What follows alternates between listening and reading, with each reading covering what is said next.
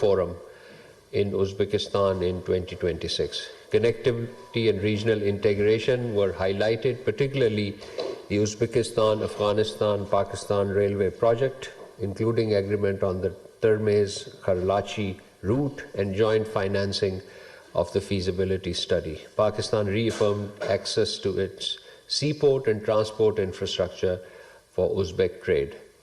The visit of President of the Republic of Kazakhstan to Pakistan took place this week. His Excellency Kassym-Jomart Tokayev, the President of the Republic of Kazakhstan, was in Pakistan from 3rd to 4th February. This state visit of the Kazakh President opens a new chapter of cooperation in bilateral relations between the two brotherly countries. The President was accompanied by a high-level delegation comprising senior cabinet ministers and high-ranking officials.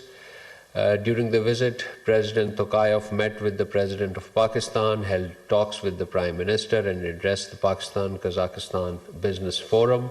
A joint declaration on establishing strategic partnership between the two countries was also issued, which I'm sure you must have covered. It was decided to institutionalize the high-level engagements, including the regular reciprocal visits and biennial strategic dialogue at the level of the Deputy Prime Minister and Foreign Minister, while advancing parliamentary exchanges and consular cooperation.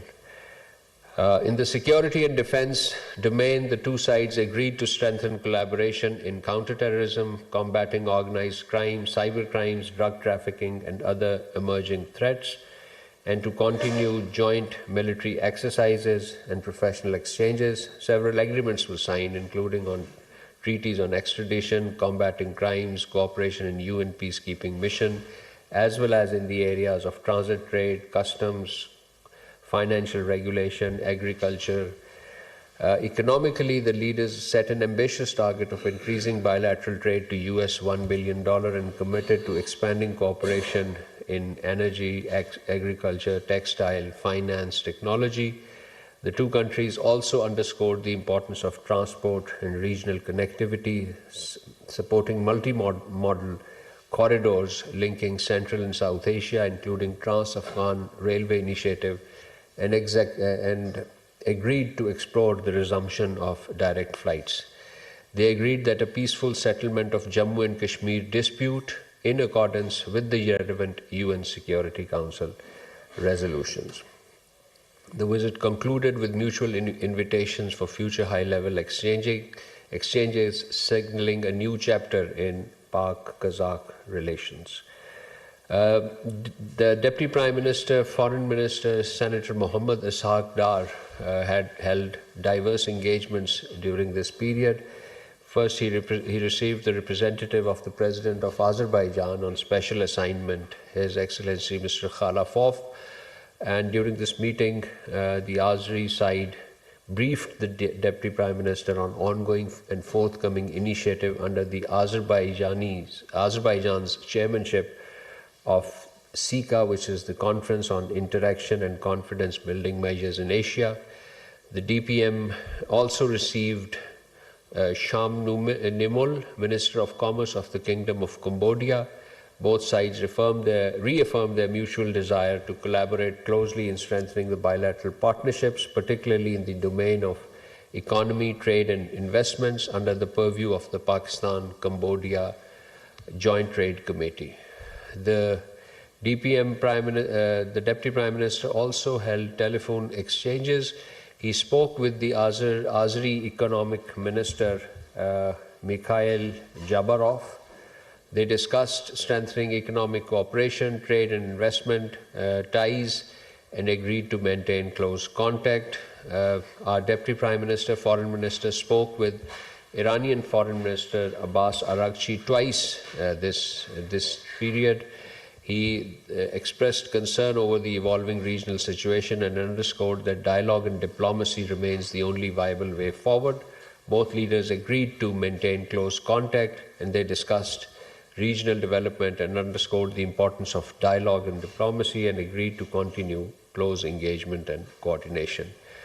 The Deputy Prime Minister, Foreign Minister also spoke with the Foreign Minister of Uzbekistan, and they reviewed bilateral relations, ways to enhance cooperation across multiple areas, and appreciated the continued momentum of high-level engagement between the two countries.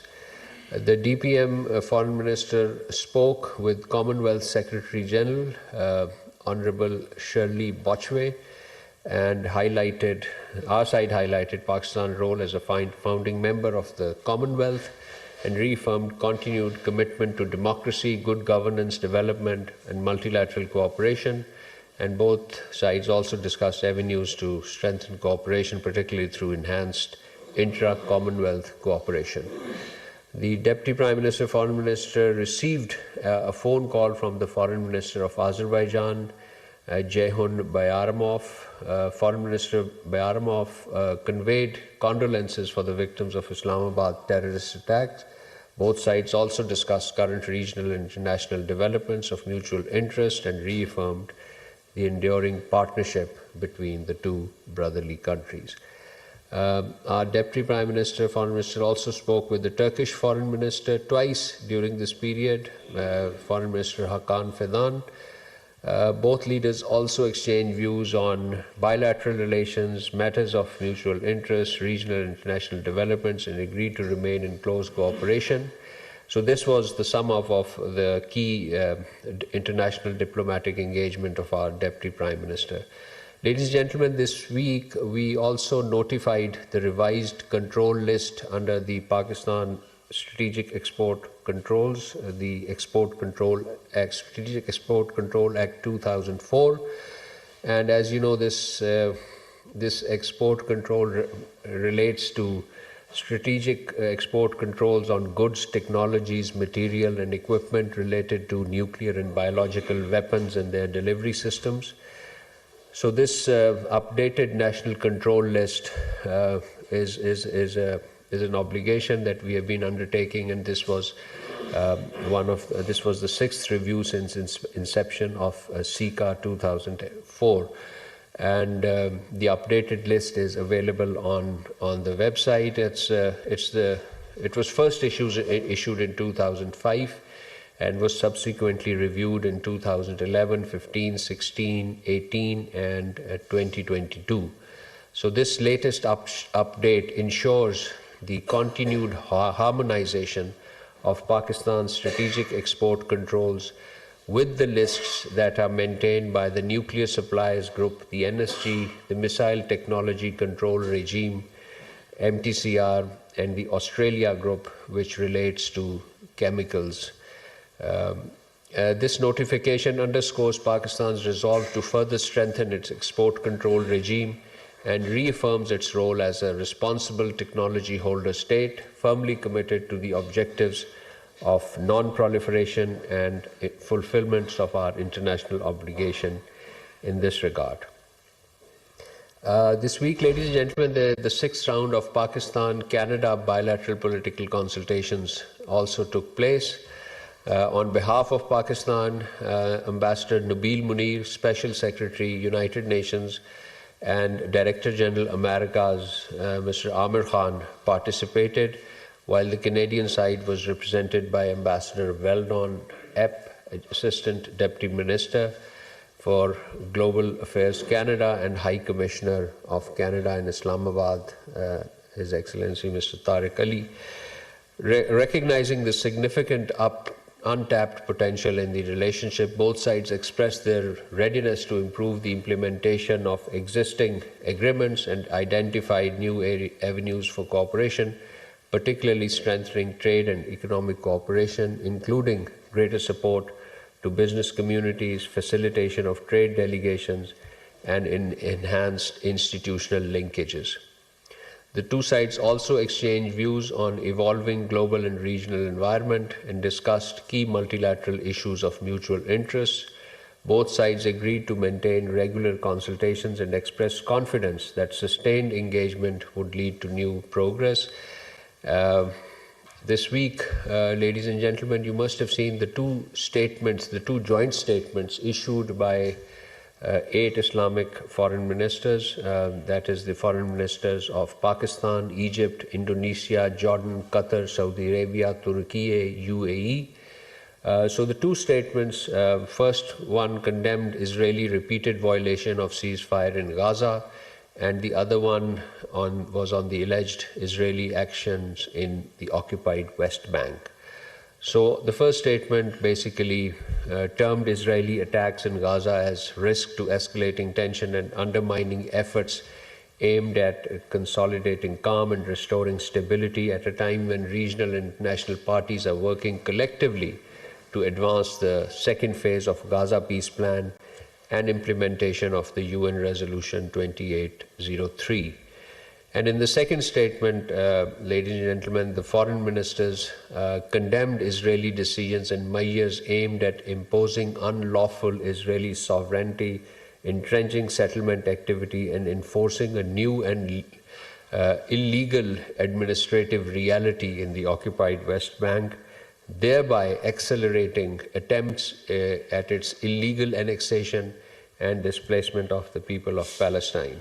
The foreign minister reaffirmed that Israel has no sovereignty over the occupied Palestinian territory. Israeli action represents an assault on the inalienable right of the Palestinian people to realize their independent and sovereign state on the 4th June 1967 lines with occupied Jerusalem as its capital. Such actions by Israel undermine the ongoing efforts of peace and stability. This week, Pakistan also hosted the informal retreat of D8 commissioners on 5th and 6th February in Lahore. Pakistan hosted this retreat primarily to discuss strengthening the D8 Secretariat and improve its financial and administrative matters ahead of the commencement of the 51st session of the D8 Commissioners and the 12th D8 Summit. As you know, the current D8 Secretary General is Ambassador Suhail Mahmood, Foreign Secretary, and it comprises Azerbaijan, Bangladesh, Egypt, Indonesia, Iran, Malaysia, and Nigeria, Turkey, and Pakistan. So Pakistan attaches a lot of importance to D8 process and would remain engaged with it. And finally, ladies and gentlemen, two important visits to Islamabad. First was the Director General UNESCO, Dr. Khalid Al-Enani. Director General arrived in Islamabad on an official visit. He called on the Prime Minister and held meeting with the senior government officials to discuss strengthening our strategic cooperation between Pakistan with UNESCO. And this was the very first visit of Dr. Al-Enani to any country since his election as the new Director General of UNESCO in November 2025. The second visit is that of the investment. The second visit, important visit this week, was the visit of Minister for Investment and Downstream Industry of Indonesia, as well as the Chief Executive Office of Danantara, His Excellency Mr. Rozan Roslani.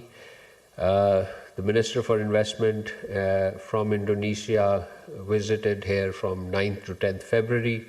This was at the invitation of our Deputy Prime Minister and Foreign Minister, and during the visit he called on the Prime Minister and as well as the Deputy Prime Minister. The visit underscored the shared resolve of Pakistan and Indonesia to elevate economic engagement and translate leadership-level initiatives into tangible outcomes. So this concludes my opening remarks, ladies and gentlemen, and I open the floor for question answers. Permanent court of arbitration है कि India को invitation देने के बावजूद वो hearing में भी नहीं आया और रिस्पॉन्ड नहीं कर रहा। एक तो इस पे बता दीजिएगा। दूसरा ये है कि जब से सिंतास मुआहदा हिंदुस्तान की जानिब से मुअत्तल किया गया तो उसके बाद पहली मरतबा उन्होंने चनाब पर एक और डैम की मंजूरी दी है और उसके लिए बिड्स भी तलब की है। तो इस पर आपका टेक चाहिए। Thank you. Pakistan legal team participated in the proceedings of the Court of Arbitration, which were held at The Hague, I think on 2nd to 3rd February. And during these proceedings, Pakistan requested the court to address the interpretation and application of the Indus Water Treaty with respect to certain design elements of the run-of-river hydroelectric projects that fall within the limited allowances provided under the Indus Water Treaty provided to India. India was invited by the Court of Arbitration to participate in the proceedings. Under the Indus Water Treaty, it was obliged to do so, and it chose not to appear. You must have seen the press release issued by the court, and we remain engaged with the process. On the second question on Sawalkot project on River Chenab, the matter has been taken up at the level of Indus Water Commissioners. Our Indus Water Commissioner had written a letter in July, I understand, and I can confirm that another letter has been written this week, I believe on 11th of February, to the Indian Indus Water Commissioner for information and consultations as mandated by the Indus Water Treaty of 1960. Pakistan reiterates that the Indus Water Treaty remains a binding international instrument consistent with the decisions of Court of Arbitration of June and August 2025, and we also remain engaged with it. No unilateral actions or defiance can alter this legal reality. Pakistan calls upon India to return to full treaty compliance and fulfill its obligations under the Indus Water Treaty. We are fully committed to the peaceful resolution of disputes and issues with India through dialogue and international legal mechanisms. And we wish to reiterate that we will never compromise on our existential water rights of our people. One lynching case in Bangladesh led India to expel a Bangladeshi cricketer player, and what happened next, that is known to us. Is there any chance that Pakistan is also keeping the track of lynchings happening in India, and what was our reaction to it? The incident in Bangladesh, I believe, has been addressed through a transparent judicial process, and we can appreciate the authorities of Bangladesh for doing so. And on the contrary, the lynching in India, unfortunate lynching of Muslims in India, continue unabated and seemingly under official patronage, under political patronage.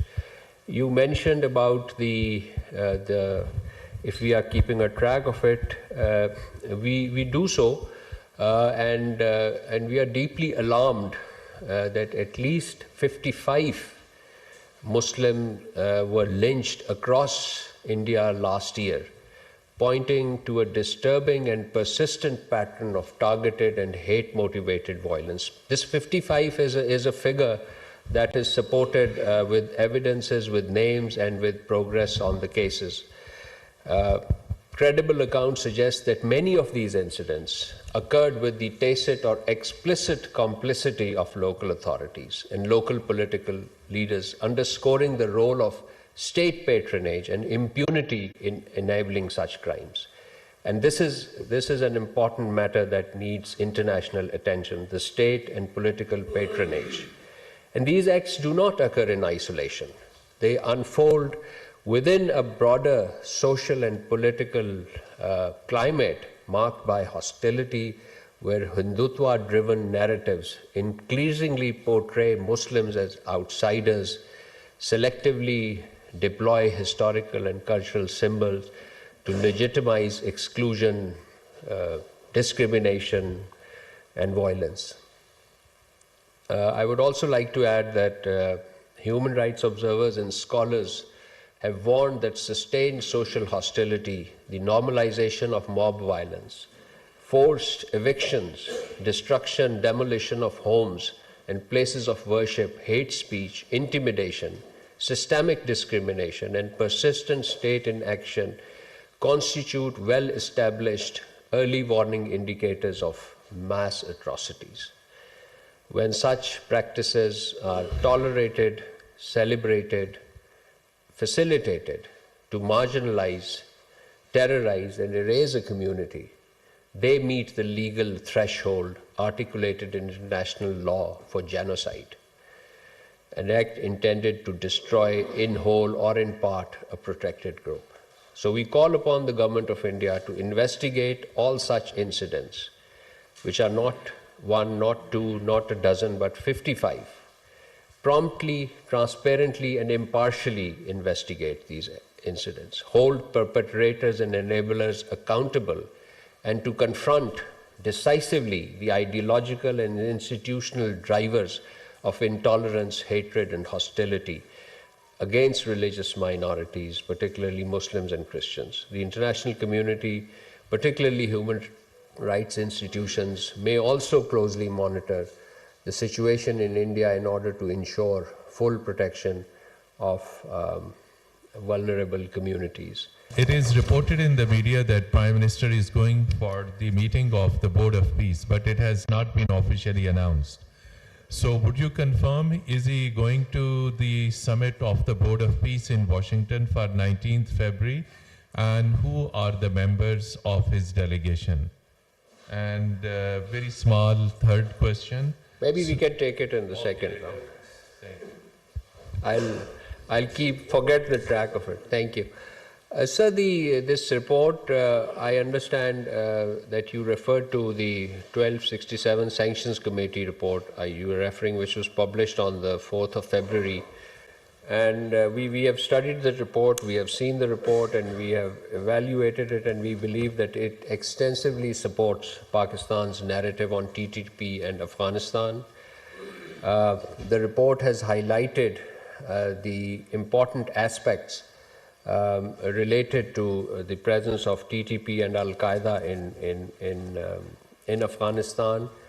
A very significant aspect of the report is that interim government in Afghanistan continues to provide a permissive environment to a range of terrorists, notably TTP.